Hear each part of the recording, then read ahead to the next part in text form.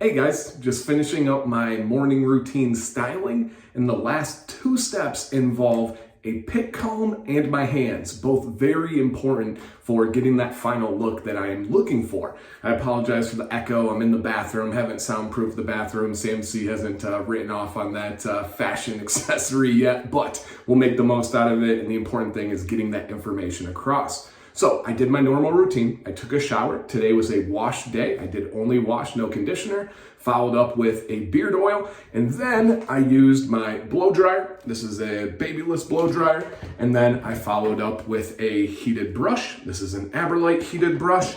And I used my normal Chicago comb number 8.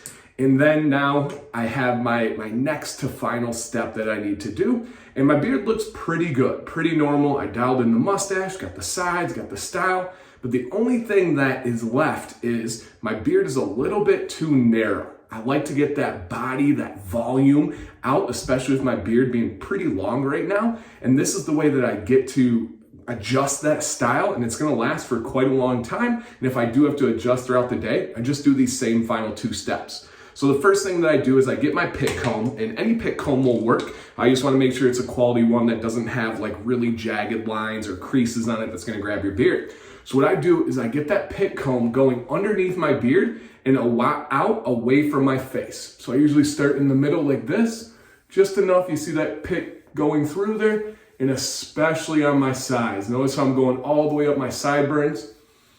And once I finish this, it's not gonna look great, it's not gonna look perfect, but all I'm doing is training those hairs, especially down at the base of the hairs, to start working their way outside.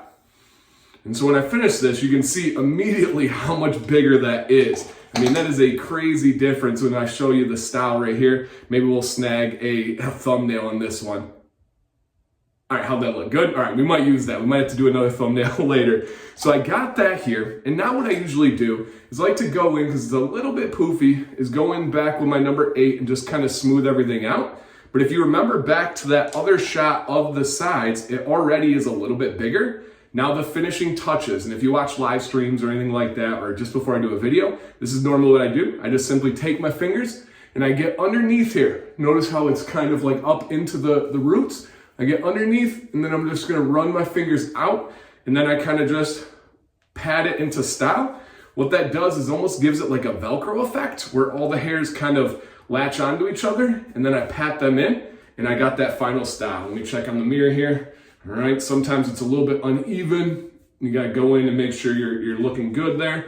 And so boom, those are the final two steps, and I finish that with every single day. And again, if we compare that to before, it was real narrow, and now I got nice, bigger, wider base, giving me that balance and volume that I'm looking for.